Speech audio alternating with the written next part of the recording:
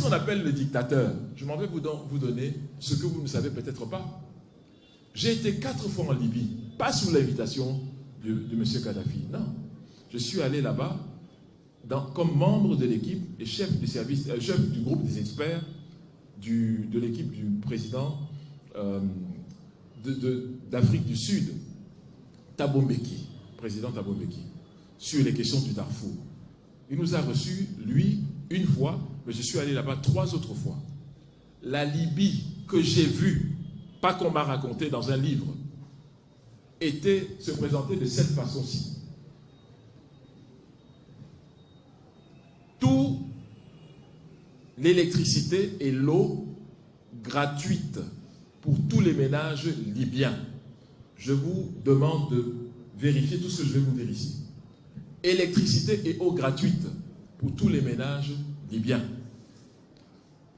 Le pétrole, c'est-à-dire l'essence, le litre à 0,55 €, c'est-à-dire quasiment gratuit.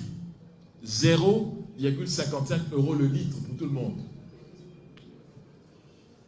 Ce qui est mis à disposition de tous les étudiants libyens qui vont à l'étranger à partir de 1 500 $ de bourse chaque mois.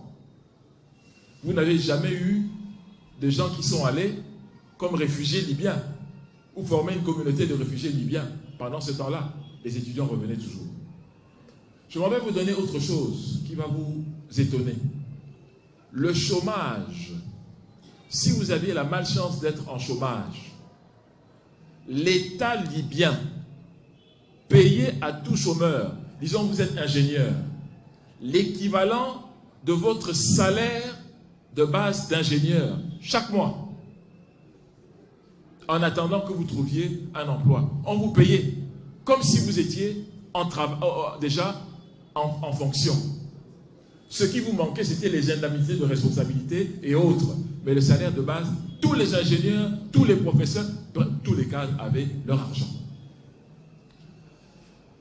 Le PNB par habitant de la Libye, 12 000 $ par citoyen. 12 000 $. La fourniture en eau d'un pays du désert, tout ce que je dis, vous allez noter pour aller vérifier, pour voir que le professeur Bourdi ne raconte pas n'importe quoi. Vous allez noter. Fourniture en eau d'un pays en plein désert, par rapport aux ménages, 96% des ménages libyens avaient de l'eau fournie dans leur ménage. 96. En France, c'est 92%. Je termine avec une autre statistique. Chaque ménage libyen, c'était un droit d'avoir un logement, pas une faveur. L'État donnait un logement à chaque ménage libyen. J'ai dit à mes amis libyens que ce n'est pas possible. Ils m'ont dit, professeur, demain, nous irons à la mairie et vous allez voir le mariage auquel nous allons assister, n'importe lequel, vous allez voir comment il va se terminer. J'ai dit d'accord. Bon, avant d'aller à la mairie, j'ai quand même appelé mon épouse. Vous savez qu'aujourd'hui, on est à l'ère du cyberespace. Je ne veux pas qu'elle me voie à la mairie et se demande, mais qu'est-ce qu'il va chercher à la mairie?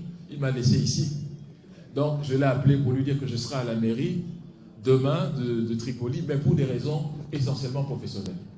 Je suis allé à la mairie, j'ai assisté à un mariage, et à la fin du service du mariage, le maire a dit, je le retiens encore bien, vous avez demandé dans le dossier que vous avez remis plutôt un appartement qu'une villa dont voici les clés.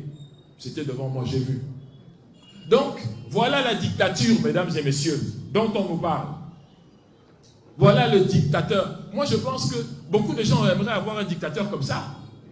Le problème de ce dictateur, c'est qu'il s'occupe de sa population. Et il a refusé de donner le pétrole libyen à ceux qui imposaient qu'on le leur donna. Il a refusé cela. Voilà son crime. Il arrive le 1er septembre 1969.